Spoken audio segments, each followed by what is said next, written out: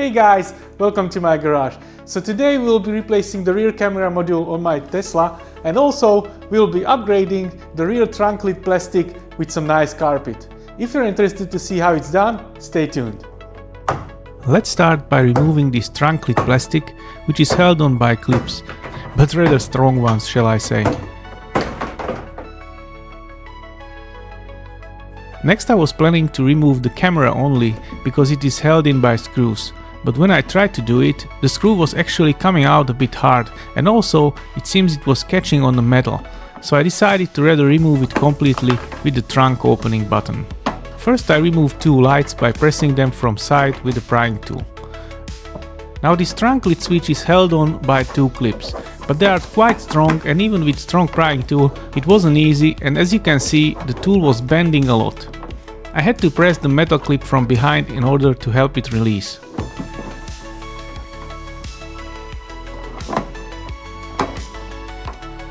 You can see small scratches on this camera, which is probably causing the blurriness. Now this replacement camera is from Aliexpress, but I paid only about 40 euro for it.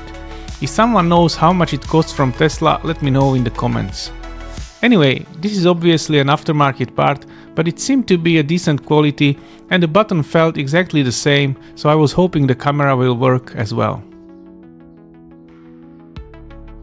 Reinstallation is really just a matter of reconnecting the cables and plugging it all back with clips. In factory this must be a really quick process.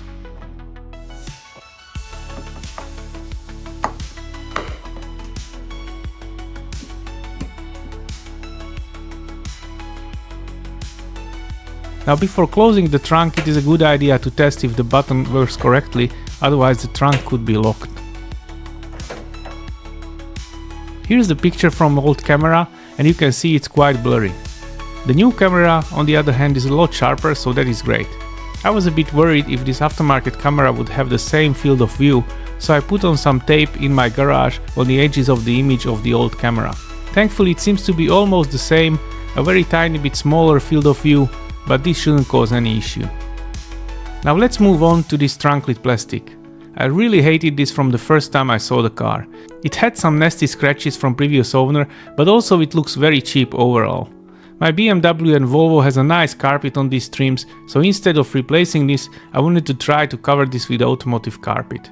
I ordered this online from a car audio shop, and honestly I thought this has a self-adhesive on the backside. But I apparently ordered the wrong version, which is just the carpet itself. And the carpet itself looks and feels pretty good, almost exactly the same as you would find in the rest of the trunk. So I decided I'm going to try and use this with a glue. Worst case I can always buy a new plastic lid. First I aligned it and tried to cut it with two different scissors, which were apparently too dull, so I ended up using a carpenter knife. Now these handles are actually the most difficult part, because this couldn't be done in one piece, at least I don't know how it could be possible.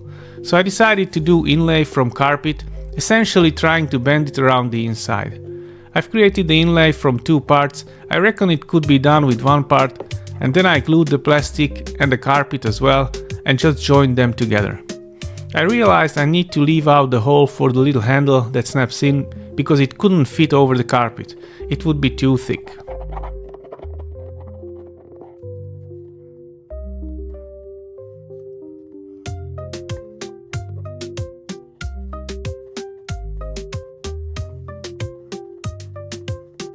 Once the glue has set a bit, I tried to cut somewhat straight line where the two carpets would meet.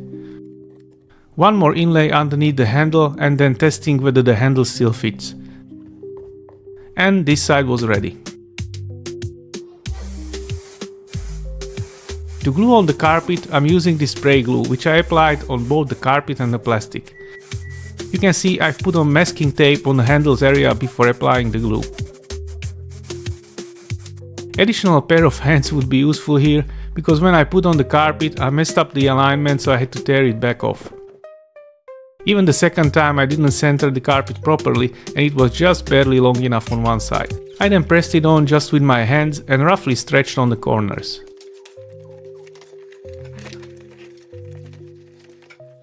I started to work on the edges, and this other glue I was using is a lot more liquid, which will become a problem a bit later. I also stretched and glued the corners. I was actually surprised how well I was able to glue this without any wrinkles.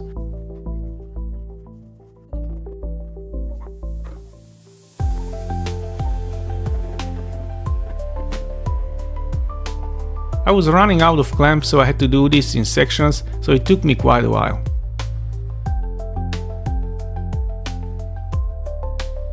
Once it was glued all around the edges, I just let it sit overnight to let the glue cure properly.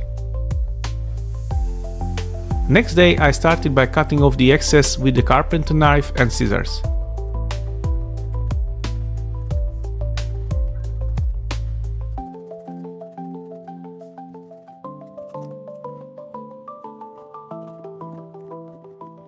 Once that was done, I started cutting out the handles. Now I forgot to remove the masking tape, so I had to fish it out from underneath, but thankfully it wasn't that difficult. I was then using these precision scissors to try and make the cut as nice as possible, but I still wasn't able to hide the cut completely. There must be a better way of doing this, and I will be glad if someone will educate me in the comments. Once this was cut, I used the glue again, and I had to apply it under the carpet, so I couldn't see how much got there. Which turned out to be a problem, because you can see here a spot where the glue was too much and soaked through the carpet when I pushed it down. Unfortunately, I wasn't able to fix this, because at that point the glue is soaked through the fibers, so you can't really remove it.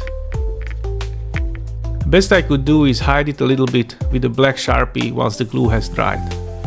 As a last step, I installed a little plastic handle piece. I didn't film the other side, but I was experiencing similar issues as well. At the end, I'm pretty happy with the way it turned out. It is very similar to the original carpet material in the trunk. Anyway, installing it back to the car is just a matter of knocking in the clips, so that was pretty easy.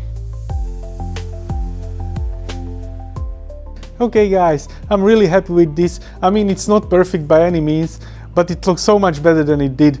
And frankly, I think these cars should have come like this from factory, because that original plastic looks really cheap. Well, anyway, I hope you liked this. Thank you for watching, and I'll see you in the next one.